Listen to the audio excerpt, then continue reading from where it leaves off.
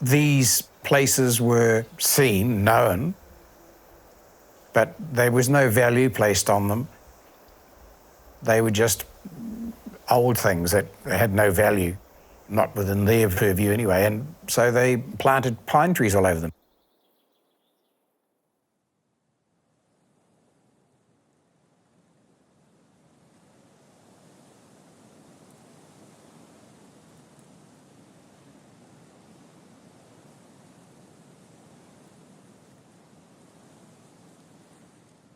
E rere te ao, e kume I rungara, ho mai te mihia, I te tū te ititanga, kia hewa te nākau, I o mata I re wahau, e hoki ki te iti, he mahi mo te tinana, ka hua au a te iwi, he mahi pa I tēnei, ka hore I anei, he te kāro manawa, patunga waihoi mai, naura e te atua, hei huna I te tangata, ka ngaro I te ao nei, e huri ngaro mai huri atu, tēnā koutou e te iwi, he wā iho tanga iho, a te hunga kua mate e aroha ti anei.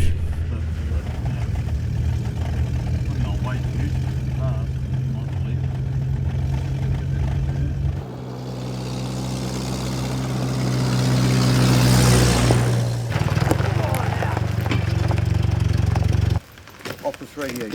Oh, yeah. You could hear us though, eh? Yeah. It's quite steep up the top. No, Those go on the you road, come down Don, you don't from need here. to cross the Yeah, gut. that's the western side of it, eh? Yeah, I had a look, and as you get to the top of that gut, This is compartment 14. It's also known as Papatia. you could bring some of that. Planted in 1966 by the Forest Service. Then they were inherited by DOC, and then they've been passed back to the iwi, and the iwi's going to cut them down to protect the Wāhi tapus that they're planted on. The whole of the Waipoua Valley is really just one continuum. It's an archaeological, a cultural landscape, including habitation sites, agricultural sites, ritual sites, the whole place. Maybe 82, 83, the Forest Service became aware of Papatia. They were places that they knew were associated with our tupuna. I remember the first visit to Waipoua. I just walked and walked right up into the bush, and these stoneworks just kept going, and I immediately saw the village layouts from the riverbanks going up to the lakes in the higher country. I came back into the office and I said to Rod what I saw in my mind's eye as to these complex, multiple villages and garden systems and outlying communities and house sites, storage complexes. And I said, this forest will never be the same. I said, you will have a limited opportunity here. You cannot destroy this. I said, this is on a par with Stonehenge. You think of any World Heritage Site, these places are on that same level. We immediately knew that there were huge costs in getting these pine trees off while minimising damage. My simple job when I started the forestry was to better understand, of all the forests in this country, where did we have the major conflict between land development and historic places? The question of Papatia was discussed because it was planted in about 66, and so it was ready for harvest. But because of the difficulties that they would encounter logging the place, they basically parked it up and left it where it still stands now. Jumping forward to the time when we were negotiating a settlement for the land claim, they very generously gave it back to us. Essentially, they handed us a liability, basically, which we now have to deal with.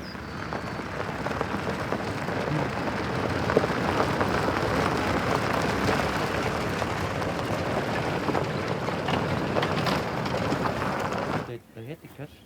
It wasn't If they can log with the minimum damage, then they should, because, I mean, they're going to fall down sooner or later. And now you'll see big openings up on the side there where they've, all falling down, so they're going to damage them anyway. So if they can log with minimum damage, then it'd be better than them all falling down and damaging them a lot. The block has been returned to the iwi as cultural resource land, and the pine trees are starting to blow over, so it's getting urgent to remove them from the archaeological sites to protect them. You want to go and look at that? Quite wide. The challenge is the immense amount of wood, the huge size of the trees, which are 50 years old and probably twice as high as a normal pine tree and twice as heavy. We need to talk about ways of minimising ground damage, which is practical things from your point of view. Yeah. But the object is to get the trees off. The end product is to have this area free of standing pine trees. If we leave it, the trees will ultimately all blow over, and the amount of destruction will be absolutely immense. So the best option is to try and remove the trees in a controlled fashion rather than just letting nature take its path.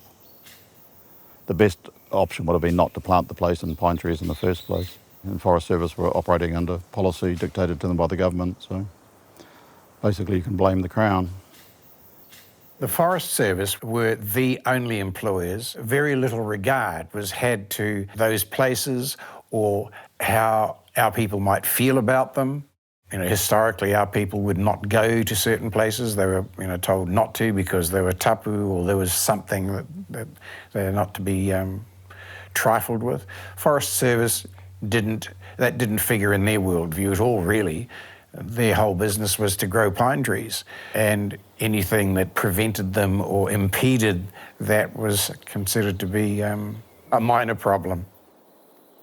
Most of that forestry work was undertaken by our own people. They were the workers. Burn it, clear it and plant it. That was the government's policy in those days. It was all scrub before we planted, and we put a bulldozer in, forestry put a bulldozer in and crushed what they could, and where they couldn't, we just used chainsaws and cut the scrub out and then burnt it and then replanted it in pine. And I asked the question of a number of them, why? And the answer was, well, we had to. The boss said, so you went and did it. There were instances of our men refusing to work in some areas, and the Forest Service at that time got in students, university students, to do that work.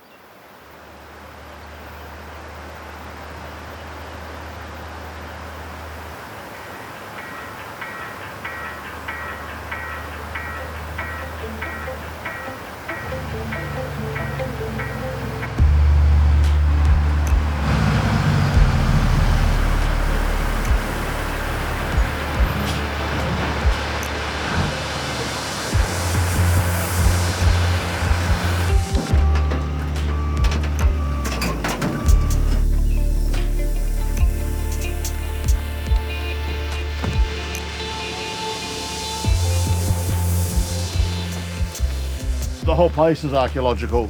That whole block is all one big site. Every site in the country is protected under law. It's totally protected. It's a criminal offence to disturb it. We've marked places in there, and those are what we call features. That's where the archaeology sticks up above the ground and you can see it. 90% of the archaeology is under the ground, so you can't see it. And the way you're going to damage it is with tracks, knocking stumps, ripping trees out, and dragging things around primarily.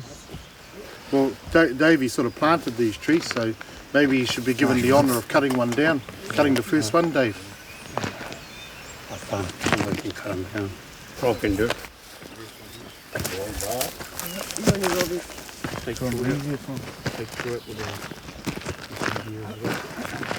One on the outside. Look, that little one right there.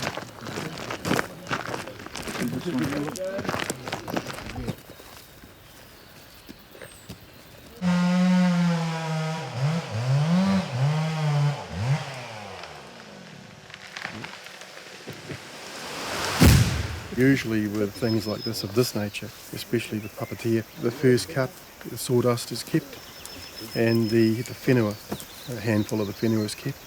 So I've got that, and at the end of the process, in a few months' time then, the boy and I will come back and we'll ask for wakahuia, and we take the sawdust and the whenua back to that first stem at Robbie drops.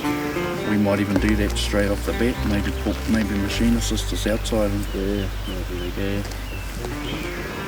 We'll just nail this tree back that way, or back out this way. Wherever we can get them away from the sides, pull them out, push them in.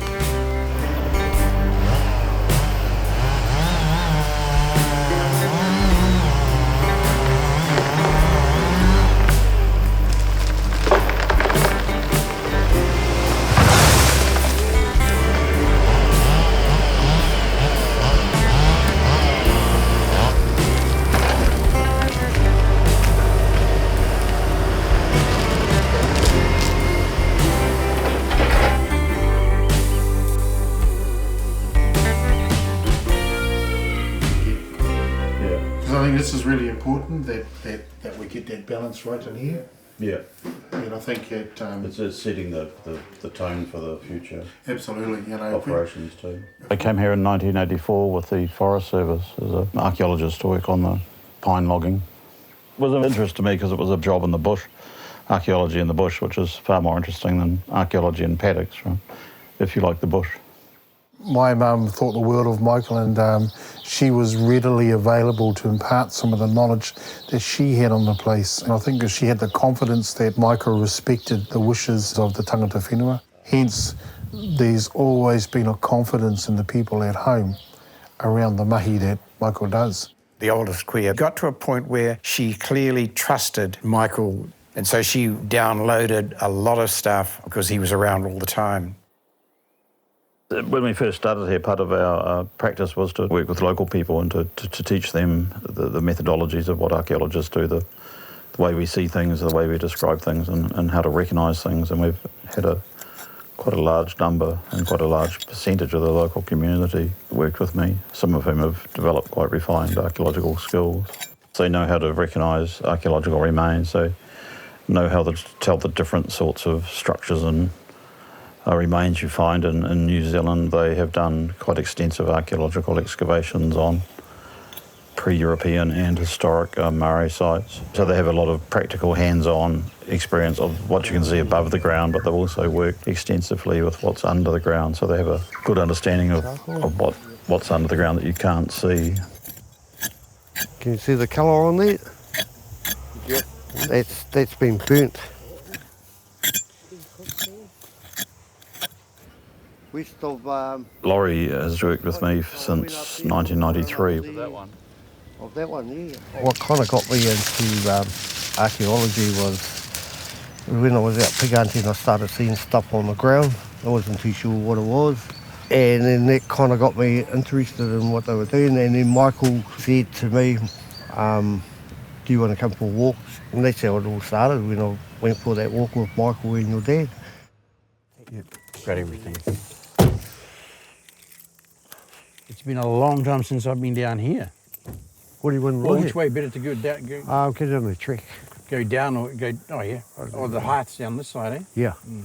I read a Forest Service report actually, because they did intend to open it up for the stone fort. Te Rauti Tapu is a wānanga initiative and series of events looking at our own cultural principles, cultural practices to realise the change that we want to be. Sometimes the hearth was inside, and sometimes they were outside and they'd burn it and then take the embers and put it inside.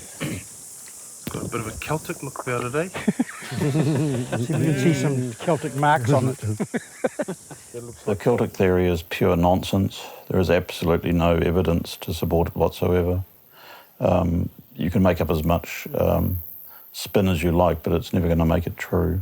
If it was true, I wouldn't be sitting here. I'd be rich and famous, living on a cruise liner. Sometimes we'll get people that show up here wanting to go and visit the stone city.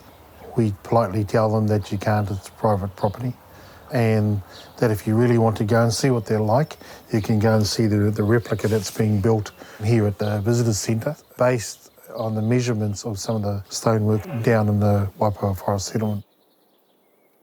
They've downloaded maps off the internet. They say, I want to go here. I want to know where this place is. And we're like, oh, excuse me, who are you? This is private land.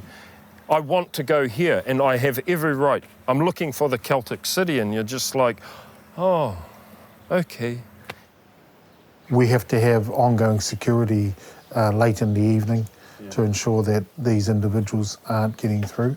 And then you get the local guys down in Dargaville, and they firmly believe that we're hiding the evidence of a Celtic city. I know several of the people who subscribe to these ideas, and they're free to think whatever they like, but they would never raise it with me because I'd laugh at them.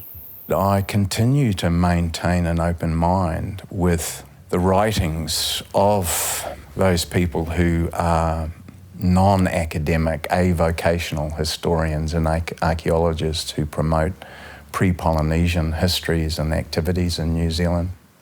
At the end of the day, there's nothing in Waipoa I have seen, from the ridge tops down to the sea and along the riverbanks, that aren't Māori in origins. The stone structures, the forms, the layouts are consistent with what we see in Aotearoa New Zealand as a whole.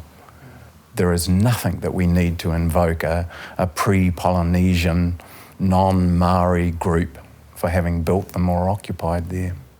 All of the archaeological remains in the valley can be totally attributed to Māori origin.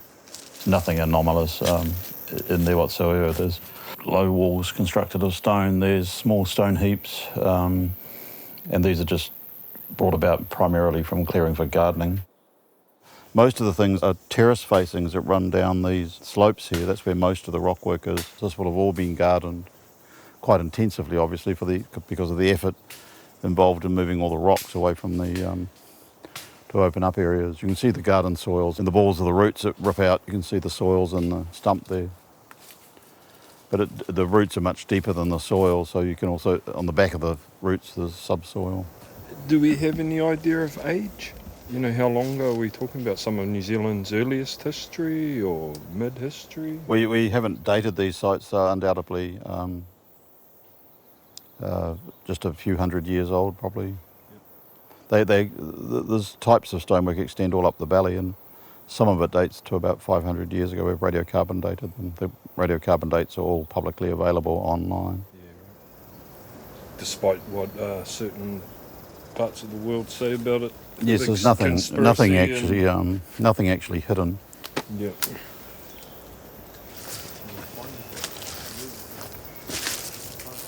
I'm standing in a hole dug by a fossicker. It's a totally illegal activity. I'm just drawing the stick around the outside so you can see it. It's partly filled up with leaf litter. There's a slightly bigger one here. That's the corners. Again, dug with a spade by somebody who isn't an archaeologist, obviously. Probably looking for gold or something. Ridiculous. They would have been horribly disappointed. It's quite destructive digging holes like that.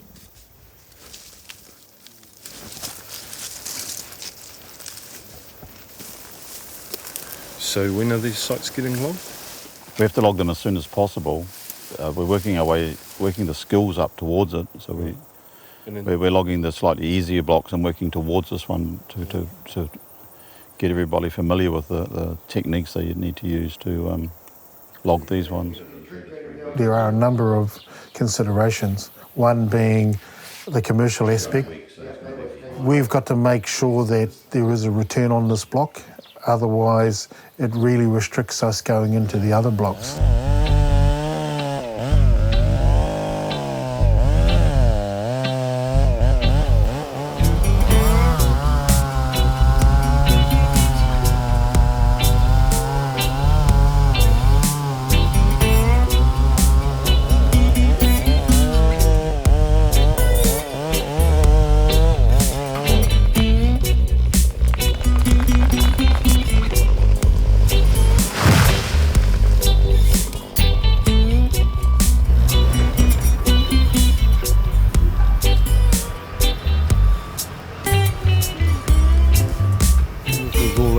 Tapu, and for years we've been talking about removing these trees, and now we're doing it. And it's the whānau that are doing it. There'll be another gap up in there somewhere, Laurie, instead of bringing everything out, like for now we'll have to, probably the rest of the day we'll have to bring them out here. But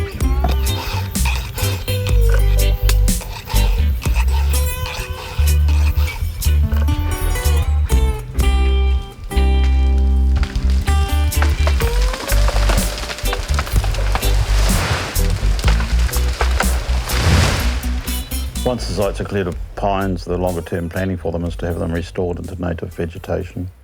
And then you'd likely manage them to stop trees and other growth destroying the archaeological features. Just going through the sites every few years and removing large trees that are starting to grow on places you don't want them to. Everyone's talked about doing it and reverting it back into native, like the settlement valley wanted the whole valley returned, the pines got rid of and returned into native. And this is part of that. And in later years, Tupu Whenua has been raised and it sits right in the middle of Tupu Whenua. This idea of Tupu Whenua was born to protect the special places, the Wāhi Tapu, and that this perhaps can become a model of how we address the well-being of the whenua and to look at how we could utilise that land into the future. With what's happening in the world with climate change and political, destabilisation, you'd have to ask yourself if maybe there is a better way to use our land. Tupu Whenua is an aspiration. It's about people of Waipoua being experts of our whenua, revitalising te mana tupuna and amongst our existing generations and generations to come.